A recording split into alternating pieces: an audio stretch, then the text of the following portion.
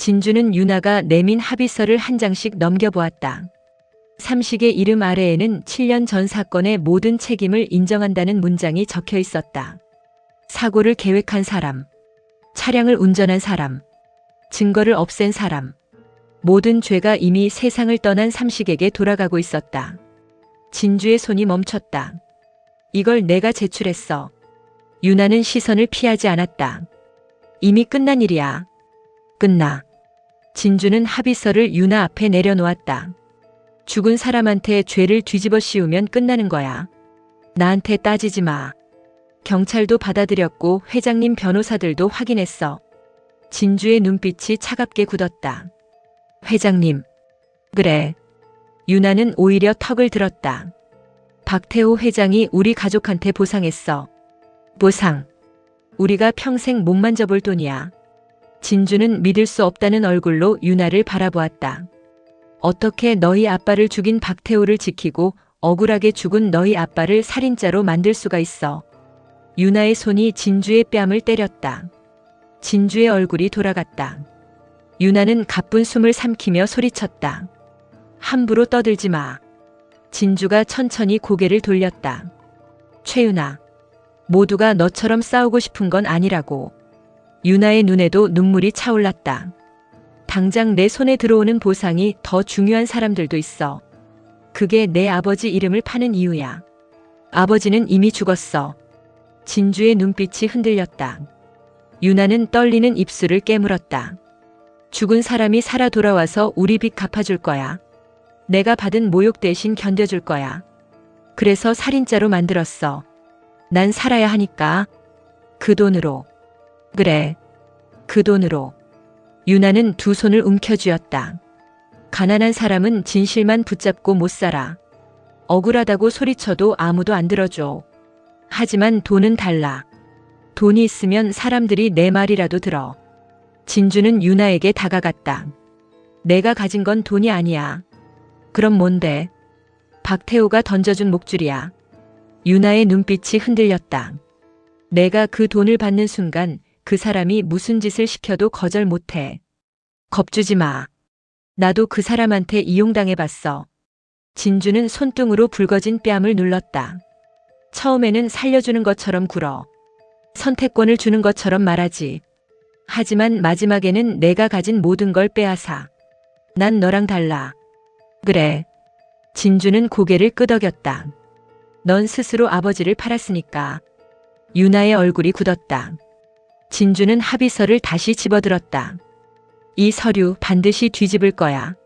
못해. 할 거야. 아버지가 직접 서명한 것도 아닌데 뭘로. 내가 받은 돈. 유나의 손끝이 굳었다. 그게 왜?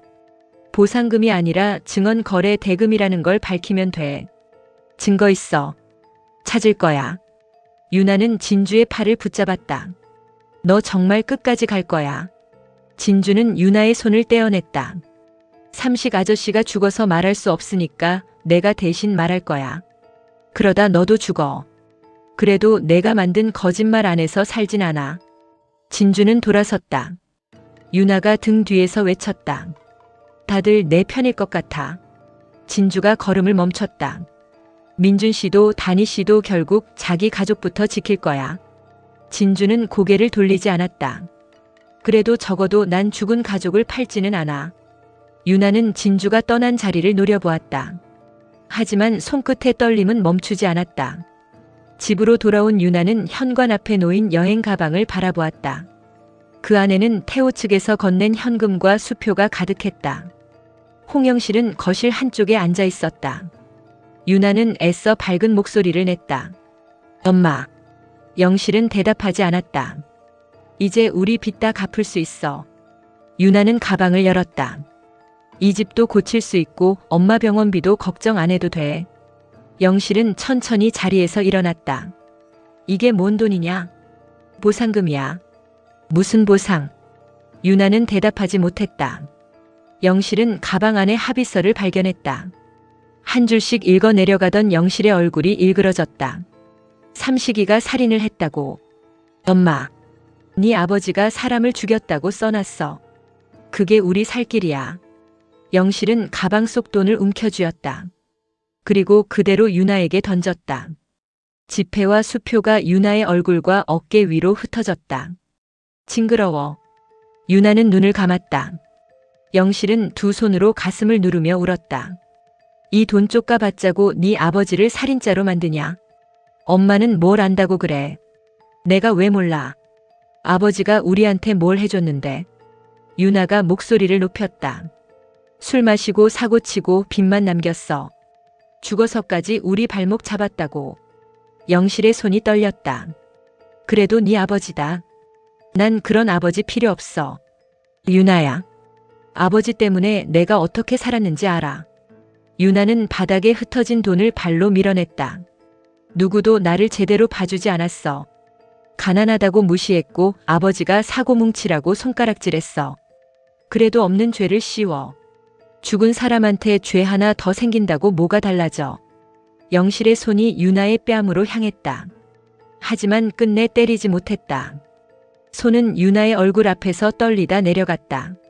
네가 어떻게 그런 말을 해? 유나는 울음을 참으며 고개를 들었다. 엄마가 평생 가난하게 살고 싶으면 혼자 그렇게 살아. 너 어디 가려고? 여기서 나갈 거야. 이 돈 들고. 내 돈이야. 영실은 유나의 앞을 막았다. 그 돈 가져가면 넌 다시 내 딸로 못 들어와. 유나의 눈빛이 흔들렸다. 엄마까지 놔버리는 거야. 네가 먼저 네 아버지를 버렸어. 유나는 입술을 깨물었다. 나중에 후회하지 마. 영실은 대답 대신 바닥에 떨어진 삼식의 사진을 집어들었다. 사진을 품에 안은 영실의 어깨가 떨렸다. 내가 아무것도 없어도 네 아버지 이름까지 팔고 살진 않는다. 유나는 한참 동안 어머니를 바라보다 가방을 들고 집을 나갔다. 밖으로 나온 유나는 곧바로 태호에게 전화를 걸었다. 합의서 제출했습니다. 태호는 회장실 창가에 서 있었다. 수고했어. 약속한 자리도 지켜주세요. 무슨 자리? 유나의 얼굴이 굳었다. 저를 신사업 본부장 자리에 올려주신다고 했잖아요. 태호가 짧게 웃었다. 벌써부터 욕심이 과하네. 회장님이 시킨 대로 했습니다. 그러니까 기다려. 저한테 거짓말하신 겁니까? 태호의 목소리가 차갑게 내려앉았다. 최유나. 유나는 입을 다물었다. 내가 너한테 돈을 준 건 일을 끝내라고 준 거야. 협상하라고 준 게 아니고. 회장님. 한 번 더 조건을 달면 내 아버지 사건만 세상에 나오는 게 아닐 거야. 유나의 손이 굳었다. 내가 백진주를 배신한 기록도 같이 공개될 수 있어. 전화가 끊겼다. 유나는 휴대전화를 내려다보며 이를 악물었다. 자신이 가진 돈은 목줄이라는 진주의 말이 다시 떠올랐다. 그러나 유나는 가방 손잡이를 더 강하게 움켜쥐었다. 난 여기서 안 끝나. 한편 다니와 진주는 비밀 사무실에서 삼식 사건 기록을 펼쳐놓고 있었다. 다니는 유나가 제출한 진술서를 읽다가 고개를 들었다. 삼식 씨가 사고 당일 현장에 있었다는 증거는 없어. 진주가 말했다. 그런데도 경찰이 사건을 종결하려고 해요. 태호가 위에서 막고 있는 거야. 유나 진술까지 들어갔으니까요. 다니는 서류를 내려놓았다. 진술을 뒤집으려면 유나가 돈을 받은 증거가 필요해. 진주는 노트북 화면을 돌렸다. 지급 계좌는 찾았어요. 다니가 화면을 확인했다. 돈은 태호 개인 계좌가 아닌 아델 협력업체에서 흘러나왔다. 몇 개의 법인을 거쳐 유나 명의 계좌로 들어갔다. 다니는 송금 시간을 확인했다. 진술서를 제출하기 전날이야. 증언 대가라는 정황은 충분해요. 정황만으로는 부족해. 진주는 잠시 생각하다 말했다. 그럼 태호가 직접 인정하게 만들어요. 다니가 진주를 바라보았다. 어떻게? 태호 회장은 자신이 이겼다고 생각할 때 가장 많이 말해요. 함정을 놓자고. 네. 진주의 눈빛이 단단해졌다. 삼식 아저씨 말고 다른 사람에게 죄를 넘기게 만들면 돼요. 다니는 진주의 의도를 알아차렸다. 가짜 증인을 만들자는 거야. 정확히는 태호가 증인을 조작하려는 현장을 잡는 거예요. 다니가 천천히 고개를 끄덕였다. 그 사람이 반드시 물미끼가 필요해. 제가 미끼가 될게요.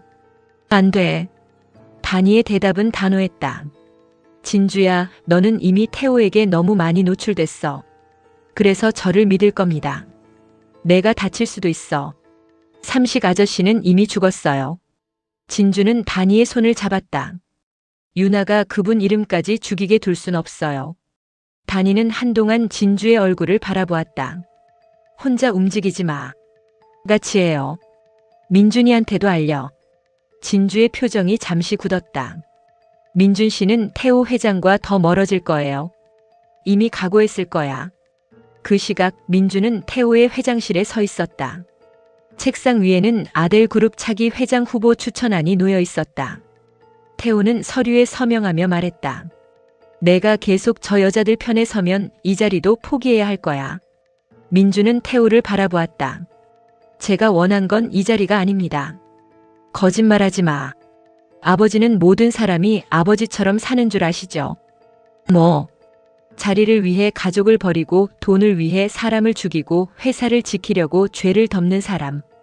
태호의 얼굴이 굳었다. 박민준. 저는 그렇게 안 삽니다. 태호는 서류를 접어 민준 앞에 던졌다.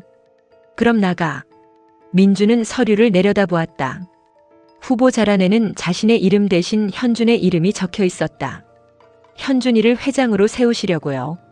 내가 아들이기를 포기했으니까. 민준의 입술이 굳었다. 제가 아들을 포기한 게 아닙니다. 그럼 뭔데? 아버지가 먼저 아버지이기를 포기하셨습니다. 민준은 서류를 그대로 두고 돌아섰다. 태호가 등 뒤에서 말했다. 후회할 거다. 민준은 걸음을 멈추지 않았다. 회장실 밖에는 현준이 서 있었다. 두 사람의 시선이 마주쳤다. 현준은 민준이 지나갈 때까지 아무 말도 하지 않았다. 회장실 문이 닫힌 뒤에야 안으로 들어갔다. 태호가 현준을 바라보았다. 들었나? 네. 이제 내가 나설 차례야. 현준은 차기 회장 후보 추천안을 집어들었다. 자신의 이름을 바라보던 눈에 욕망이 번졌다. 정말 저를 세워주실 겁니까? 내가 증명하면. 뭘요? 박민준보다 내가 낫다는 걸. 현준은 서류를 가슴 가까이 끌어당겼다. 저는 형이랑 다릅니다. 그래야지. 태호가 만족스러운 얼굴로 현준을 바라보았다. 민준이는 여자들한테 휘둘려 자기 자리를 버렸어. 현준의 눈빛이 싸늘해졌다. 형이 버린 자리는 제가 갖겠습니다. 할 수 있겠어. 아델그룹의 회장 자리는 당신 아들 박민준이 아니라 내가 가지게 될 겁니다. 현준은 회장실 문 밖으로 사라지는 민준의 뒷모습을 바라보았다. 누구한테도 뺏길 수 없어. 태호는 현준의 욕망을 바라보며 조용히 웃었다. 아들을 얻은 것이 아니라 새로운 방패를 얻었다고 생각했다. 하지만 같은 시각 태호의 휴대전화로 익명의 메시지가 도착했다. 삼식은 살인자가 아니다. 태호의 웃음이 사라졌다. 이어 사진 한 장이 전송됐다. 7년 전 사건 당일 태호가 삼식에게 서류 봉투를 건네는 모습이었다. 태호는 곧바로 전화를 걸었지만 연결되지 않았다. 두 번째 메시지가 도착했다. 유나에게 준 돈의 흐름도 알고 있다. 태호는 비서실장을 불렀다. 이 번호 추적해. 무슨 일입니까? 당장 찾아. 비서실장이 휴대전화를 받아들었다. 그때 세 번째 메시지가 들어왔다. 김명의 사건까지 공개되길 바라지 않으면 혼자 나와. 메시지 아래에는 장소와 시간이 적혀 있었다. 태호는 손가락으로 화면을 눌렀다. 누구야? 현준이 물었다. 문제 생겼습니까? 태호는 휴대전화를 감췄다. 아무것도 아니야. 표정은 아닌데요. 태호는 현준을 노려보았다. 내 할 일이나 해. 현준이 회장실을 나가자 태호는 서랍에서 권총 모양의 호신용 가스총을 꺼내 주머니에 넣었다. 약속 장소는 오래된 아델 물류창고였다. 태호가 안으로 들어서자 불이 켜졌다. 창고 안에는 아무도 없었다. 대신 의자 위에 낡은 녹음기가 놓여 있었다. 태호가 재생 버튼을 눌렀다. 삼식의 목소리가 흘러나왔다. 회장님이 시킨 대로 했습니다. 그런데 사람까지 죽을 줄은 몰랐습니다. 태호의 얼굴이 굳었다. 목소리는 계속 이어졌다. 혹시 제가 잘못되면 이 기록을 영실이한테 전해 주십시오. 태호가 녹음기를 집어들었다. 그 순간 창고 문 쪽에서 누군가 말했다. 박태호. 태호가 몸을 돌렸다. 어둠 속에서 한 남자가 걸어 나왔다. 태호의 눈이 커졌다. 내가 어떻게 해? 남자는 오래된 서류 봉투를 들어 보였다. 삼식이 죽기 전에 전부 맡겼습니다. 태호는 주머니에 손을 넣었다. 얼마를 원해? 남자는 고개를 저었다. 돈이 아닙니다. 그럼 뭐야? 당신이 사람들 앞에서 직접 말해야 할 게 있습니다. 태호가 비웃었다. 내가 내 말을 들을 것 같아. 남자는 휴대전화를 들어 보였다. 실시간 송출 화면이 켜져 있었다. 단이와 진주는 다른 장소에서 그 장면을 지켜보고 있었다. 태호의 얼굴이 굳었다. 남자가 말했다. 삼식에게 죄를 덮어 씌운 사람. 태호가 휴대전화 화면을 노려보았다. 당장 꺼. 김명희를 죽음으로 몰아넣은 사람. 태호가 남자에게 달려들었다. 그러나 창고 안 스피커에서 단이의 목소리가 흘러나왔다. 박태호. 태호가 움직임을 멈췄다. 당신이 만든 거짓말, 오늘 당신 입으로 끝내. 태호는 주위를 둘러보며 소리쳤다. 김단이. 숨어서 이딴 짓 하지 말고 나와. 진주의 목소리가 이어졌다. 삼식 아저씨가 살인자라고 다시 말해보세요. 태호는 이를 악물었다. 그놈이 다 했어. 남자가 녹음기 하나를 더 꺼냈다. 이번에는 태호의 목소리가 흘러나왔다. 사고는 삼식한테 넘겨. 죽은 놈은 말이 없으니까. 태호의 얼굴이 무너졌다. 단이는 실시간 화면을 바라보며 경찰에 녹화 파일을 전송했다. 진주는 눈물을 삼키며 말했다. 잡았다. 하지만 창고 안의 태호는 갑자기 웃기 시작했다. 너희가 이겼다고 생각해. 단이의 얼굴이 굳었다. 태호는 천천히 휴대전화를 꺼냈다. 화면에는 민준이 탄 차량의 위치가 표시돼 있었다. 김단이. 태호의 목소리가 낮아졌다. 내가 내 죄를 세상에 보내는 순간 박민준은 살아서 집에 못 돌아가.